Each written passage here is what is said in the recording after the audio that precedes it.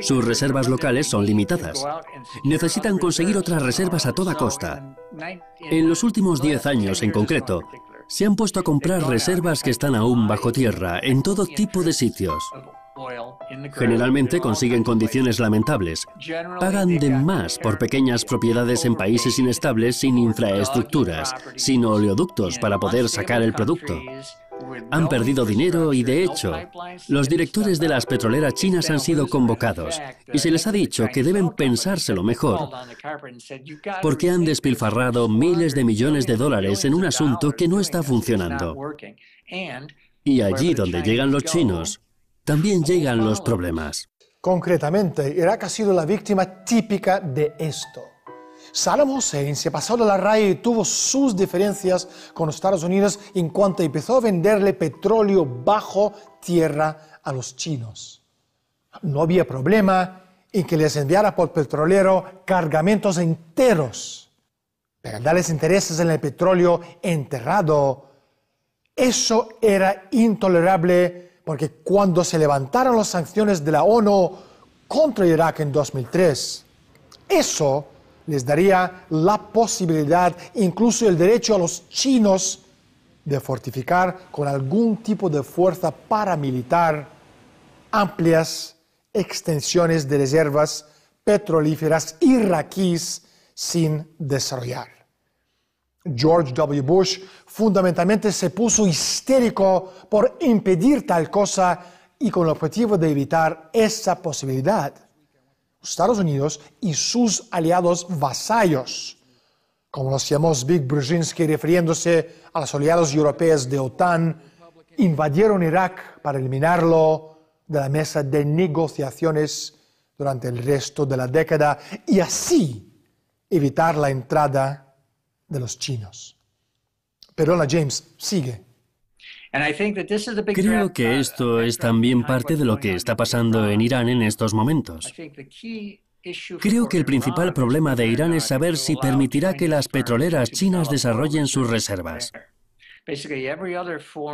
Porque todas las demás compañías petroleras han saludado cordialmente a Irán y se han dado media vuelta porque saben que surgirán problemas. Estados Unidos, desde finales de los años 70, ha seguido lo que se llama la doctrina Carter. La doctrina Carter, elaborada bajo la presidencia de James Carter y anunciada por Zbigniew Brzezinski, dice que si una potencia extranjera pretende aumentar su control sobre las reservas petrolíferas de Oriente Medio, Estados Unidos lo considerará como una amenaza directa a sus intereses vitales y replicarán, si es necesario, con la fuerza militar.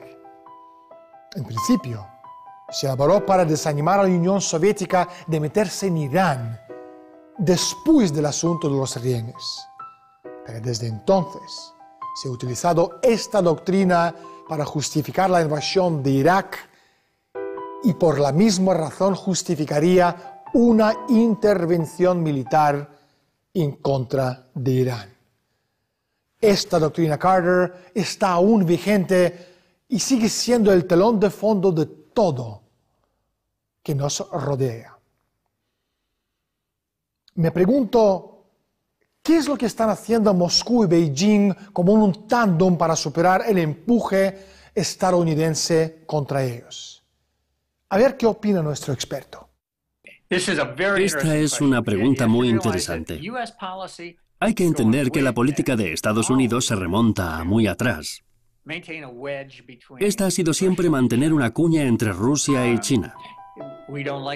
No nos gusta que se pongan de acuerdo y siempre hacemos todo lo posible para que se enfrenten. Pero el problema desde el punto de vista ruso y chino es que por mucho que se junten y se hagan muy amigos, seguirían sin tener la capacidad de resistir ante Estados Unidos y Occidente. Económicamente, militarmente, incluso combinados, son demasiado débiles. La situación actual es que los rusos siguen teniendo un país económicamente lisiado. Sin un alto precio del petróleo, se daría una catástrofe total. James, ¿cuál es la posición de Beijing? ¿Se unen fuerzas con Estados Unidos contra Moscú o permanecen neutrales? Creo que los chinos se sienten cada vez más aislados en conjunto, que no tienen amigos. Estados Unidos ha sido muy eficaz porque ha logrado desviar a todos los amigos y aliados que tenían los chinos. Lo han hecho incluso con Myanmar. A Pakistán se le ha quitado de en medio. Es un país arrasado e inútil actualmente. Tenemos tropas en Afganistán. Hemos consolidado una fuerte relación con Vietnam y con Filipinas. China y Japón están en estos momentos a punto de tirarse de los pelos. China se ha encontrado con que no tiene el menor aliado amistoso en todo el mundo. Hasta cierto punto puede ser culpa suya también, debido a su estrategia comercial tan sumamente egoísta, mercantilista y rapaz. Básicamente han hundido todos los mercados de bienes de todo el mundo con sus precios, arruinando las industrias de todo el mundo. Esto ha engendrado un considerable y creciente rencor internacional y comercial contra los chinos, cosa que va a ser muy negativa para ellos porque es un país que se ha construido a sí mismo sobre la base de que iban a poder inundar los mercados de todo el mundo. A mediados de marzo de 2008, el venerable banco de inversión de Nueva York, Bear Stearns, se hundió repentinamente bajo el peso de una crisis de capital y activos no comercializables. En cuestión de horas, lo que había sido una de las principales empresas de Wall Street con 25.000 millones en valor patrimonial fue aniquilada y comprada por JP Morgan Chase. Fue un desplome inconcebible y el rescate prefabricado a puertas cerradas por el gobierno de Estados Unidos.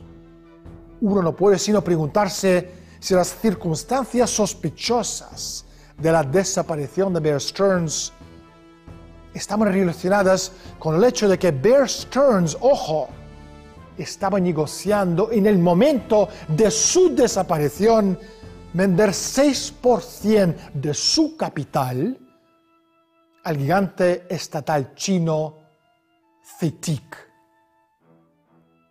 Me pregunto si por aquel entonces consejero delegado de Bear Stearns, Jimmy Kane, cruzó la misma raya invisible en la arena, igual que Saddam Hussein y Mikhail Khodorkovsky. James, una última pregunta. ¿Cuál es el futuro próximo de geopolítica petrolífera mundial? Creo que será más de lo mismo. Seguirán los disturbios en los países petrolíferos para mantener alto el precio del petróleo. El problema de Estados Unidos es cómo mantener en el aire este globo de plomo.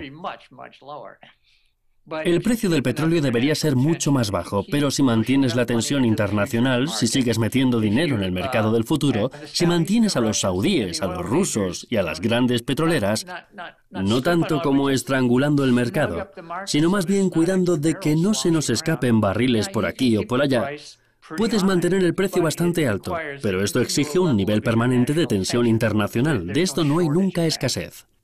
Jim, no hay tiempo para más. Muchísimas gracias y un saludo.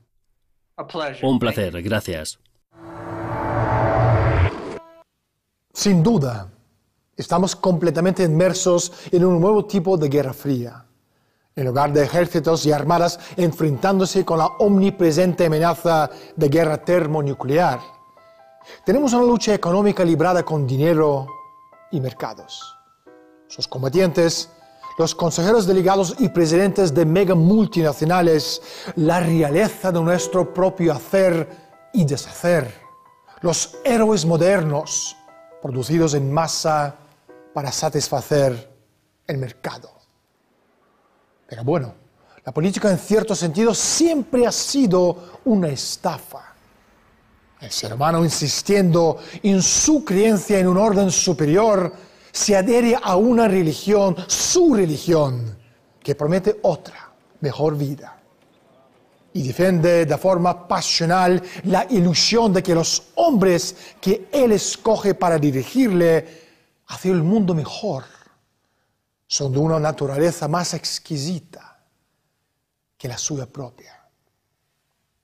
Todo es una mentira. Es un combate mortal como la ex Unión Soviética y hoy día dan fe China, Irak, Afganistán, Libia, Siria.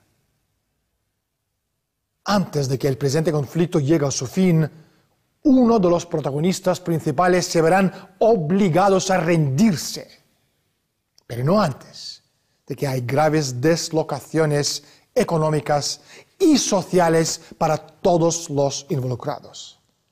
Será un fin muy desordenado. Como pasó con la Unión Soviética, un imperio, un estado avanzado al derrumbe, ya sea americano o chino, deja un vacío caótico que puede tomar décadas para llenar con algo distinto. Bienvenidos todos al mundo de humo y espejos. Soy Daniel Stulin. Gracias por estar con nosotros. Hasta la semana próxima.